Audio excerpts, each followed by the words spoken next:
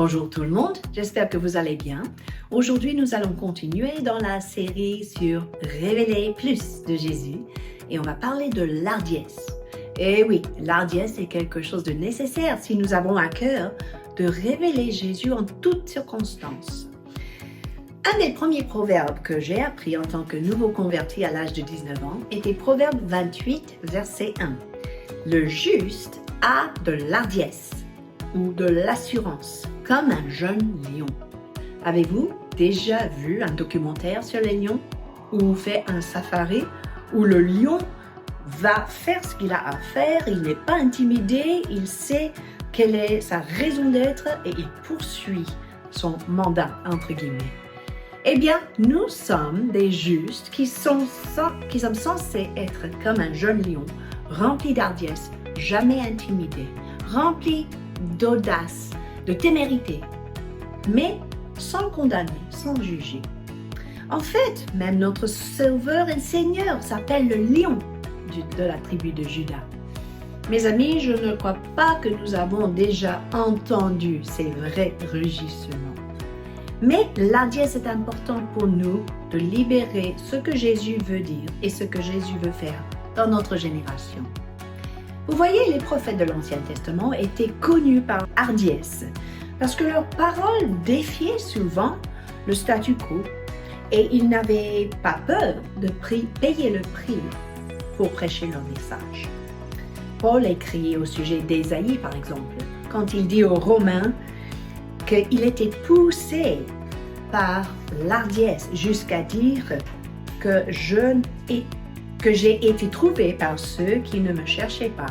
Je me suis manifesté à ceux qui ne me demandaient pas. Jésus parlait à travers la bouche de ce prophète parce qu'il osait agir avec hardiesse.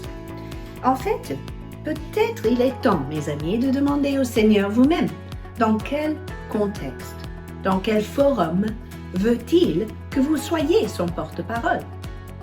Peut-être c'est par Internet. Bon, à ce moment-là, vous pourrez parler en son nom, mais ne restez pas anonyme. Ça va exiger de l'ardiesse, d'annoncer la vérité, sans compromis, sans hypocrisie. Ne vous contentez pas juste de mettre un petit verset ici ou là, mais proclamez la vérité que ce verset souligne et vous verrez, ça va toucher encore un auditoire plus élargi. L'ardiesse, par contre, ne signifie pas la condamnation, ni le jugement.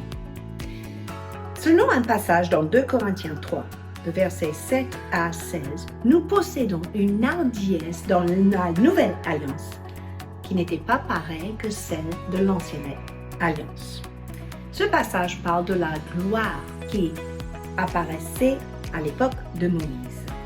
Et il est marqué « Ayons donc cette espérance d'une gloire supérieure.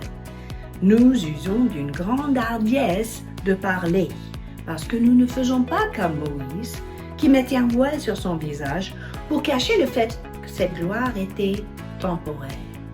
Mes amis, nous possédons la gloire de l'Éternel qui demeure, qui habite, qui reste avec nous. Et c'est pour cela nous retrouvons une espérance et nous avons cette hardiesse pour annoncer la vérité à notre génération.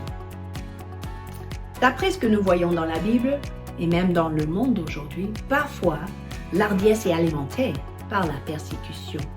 L'apôtre Paul a dit dans Philippiens 1, 12 à 14 que ses coéquipiers étaient beaucoup plus audacieux, beaucoup plus remplis d'hardiesse. Même une fois qu'il était en prison, ça l'a stimulé à prêcher l'évangile davantage, avec témérité.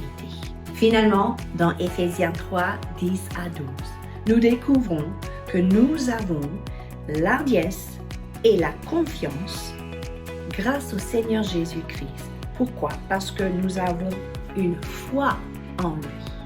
Notre hardiesse est aussi alimentée par notre foi en lui.